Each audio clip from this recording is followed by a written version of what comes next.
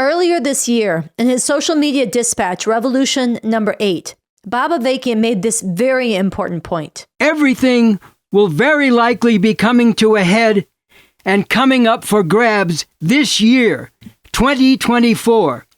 With the presidential election this year, a sharp focus of the fight between the dominating ruling class parties, Democrats and Republicans. A fight that is very likely to break all out of the bounds of the normal way they exercise power over the people and keep their whole murderous system going. This is not a time to be siding with one group of oppressors or another. This is a rare time, a very rare opening, a chance that may come only once in a lifetime.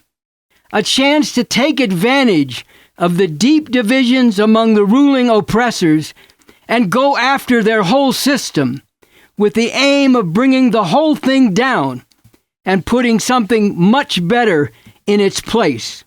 We are now less than 3 weeks out from the scheduled elections, an important focus of this intensifying fight for the future. There are different ways that things could go down. Trump could win outright, securing the majority of the Electoral College votes in accord with this system's rules of the elections. Another possibility is that the election could be too close to call right away, as it was in 2020. In this case, it is almost certain that Trump and his army of MAGA fascists would move quickly to insist that he had won, in fact.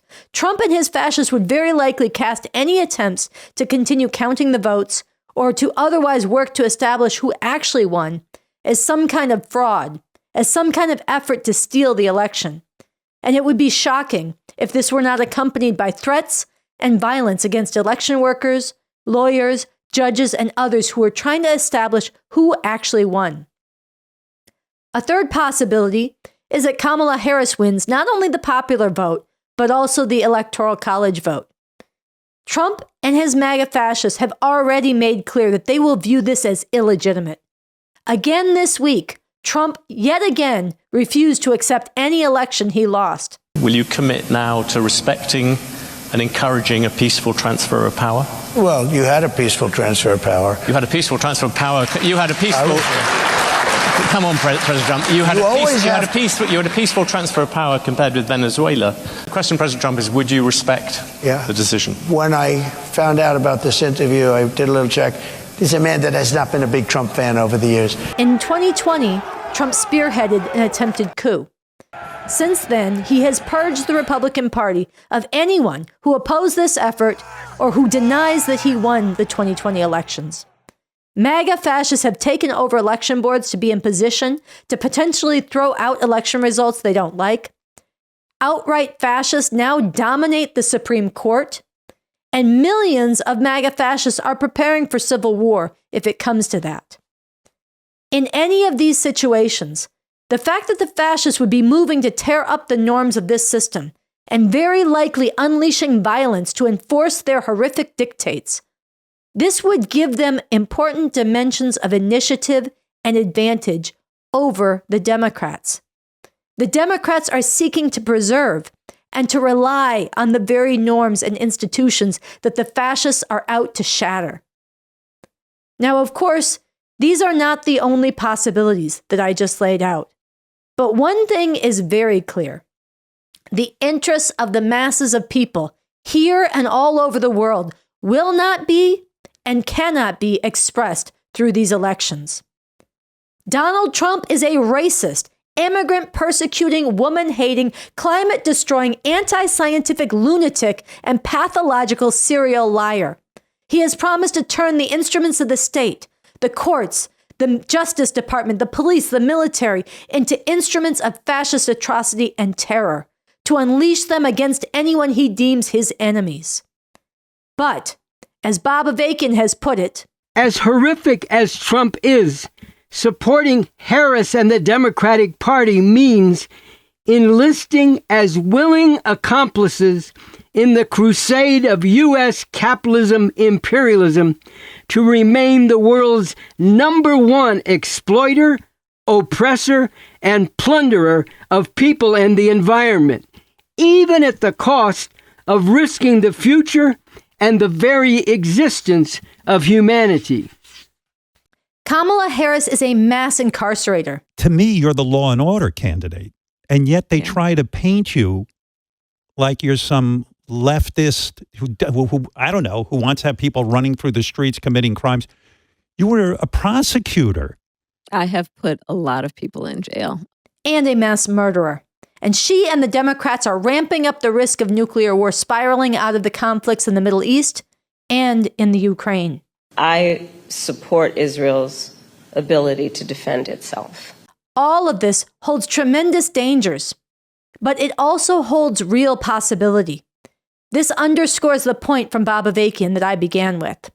This is not a time to be siding with one group of oppressors or another. This is a rare time, a very rare opening, a chance that may come only once in a lifetime, a chance to take advantage of the deep divisions among the ruling oppressors and go after their whole system with the aim of bringing the whole thing down and putting something much better in its place. This is what everyone who can't stand this world the way it is, everyone who hates the way that so many people are treated as less than human, everyone who worries and agonizes about the future and wishes for something better, you need to be part of this revolution now. Very concretely, we want to stress two things. First, join in stepping up the campaign to get Bob Avakian's leadership and social media at Bob Avakian Official out in front of millions and millions of people now. People need to know Bob Avakian, the leader who has been hardcore and heart and soul for a real revolution since the 1960s, the leader who has over these decades forged a whole new framework for human emancipation. People need to learn about and engage Bob Avakian's real-time leadership to carry this revolution forward now. Leadership he is providing every week at Bob Avakian Official. BA is breaking down how to understand big events in the world, where the interests of the people lie. BA is cutting through the bullshit ways of thinking that keep people chained to this system and going along with its crimes. BA is bringing alive the possibility of rising up to get to a whole better world for real. This is why we are fighting to raise big funds, why you need to be part of donating and working with us to raise even more funds so that we can project Bob Avakian's social media dispatches to millions. This way, as reality comes crashing in on people's illusions and delusions, their hopes that they can just hunker down and get through this election and get back to normal, they're desperate projecting onto Kamala Harris, someone who will stand up and fight for them, which is never going to be the case.